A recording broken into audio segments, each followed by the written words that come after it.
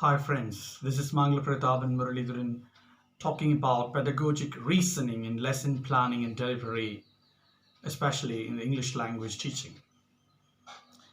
It's very important for each of us to think about pedagogic reasoning skills for every teacher because I personally believe teacher perception and teacher belief system determine pedagogic reasoning generally in the English language teaching domain. And I always believe that pedagogic reasoning helps us to understand how a teacher plans and delivers a lesson. Whenever you think about lesson planning, you always consider setting the main objectives of learning as the primary focus. A teacher has to set the learning objectives of a lesson. A teacher has a great responsibility to contextualize the lesson by looking at the learner's learning ability. Learners sometimes have mixed learning ability within a particular classroom context. Then the teacher has immense responsibility to devise innovative strategies to ensure that learning takes place at all levels. So learners' learning time and learner difficulties in understanding a specific lesson ought to be the major focus of lesson planning. The lesson planning is always determined by the pedagogic reasoning and teacher perception and above all teacher belief system in a big way. That is why I always say lesson planning helps us to deliver a lesson in an easy and amiable fashion. But not on all occasions. It could be different to different teachers. If you talk to very experienced teachers who have delivered lessons without any lesson plans, you would get to know from their journals that they might have got some informal plan for the lessons. They might even write down the kind of anecdotes that they're going to say, and they will be very specific about the timing of their delivery, which part of the lesson will be delivered when, what would be said along with that particular lesson. Are they going to have any specific jokes, or will they have any other interlude? Would they compare any other similar situation in real life? Do they have clarity of conception of learning? And do they really assess the learning process any time during the delivery?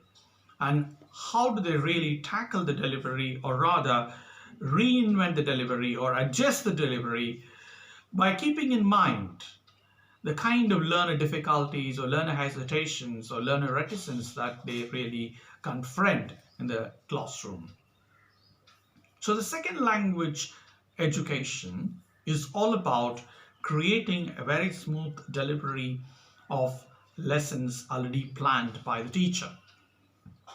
So the cognitive realm of the learners and the teachers are to sync together if the lesson has to be experiential. If the lesson is going to be successful, then the teacher perception reflects in learner perception as well. In other words, learners tend to gain a lot out of teachers' teaching pace and teachers' teaching time and teachers' planned realization of learning objectives phase by phase or step by step. But most of the time, we find learners de-linked from the process of learning if they do not have enough or sufficient exposure of the target language. This is found out by teacher observation by the PE teachers. How do we tackle this? Again, for that we will have to involve learners' learning inputs in our lesson planning.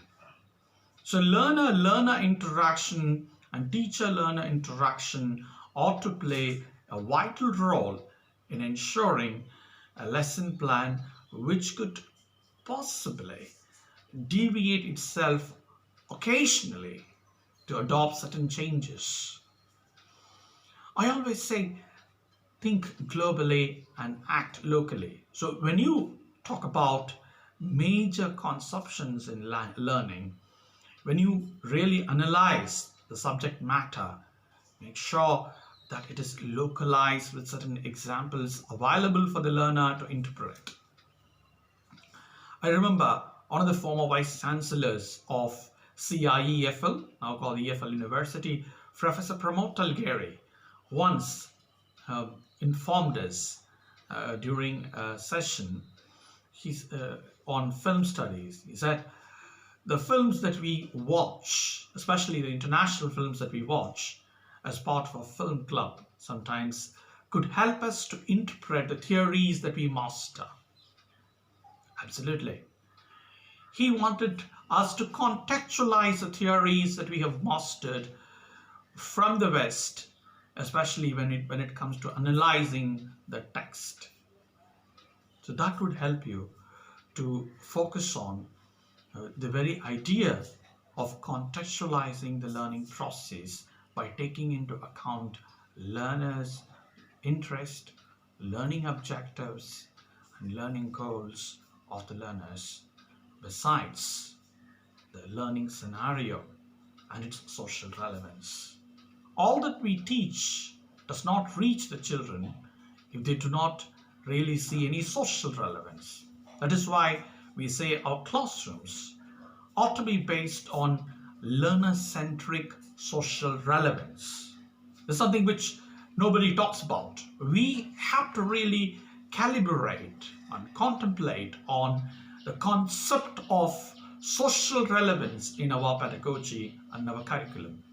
Otherwise, all that we teach will remain at the realm of knowledge. It doesn't percolate to actuality at all, and it doesn't reflect any change in the society at any point of time. So, social relevance of our curriculum, skill transfer of our curriculum, the process of knowledge acquisition, above all, teacher-learner rapport could only determine the so-called lesson delivery in a big way. I wish to talk about it more in the next video. If you have any questions or suggestions, you're free to talk to me at any point of time. Give me a call or send me an email or text me up in WhatsApp. If you want to know more about me, visit me at www.mangalaprathaban.com. That is MANGALAPRATHABAN.com. You can also visit me at thinksmarttoday.com. That is www.thinksmarttoday.com.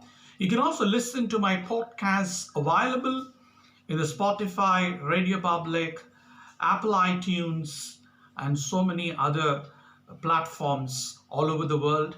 People from 12 countries listen to those podcasts. And if you want to subscribe to this channel, please subscribe it and press the bell icon. Wish you all success. Have a great day.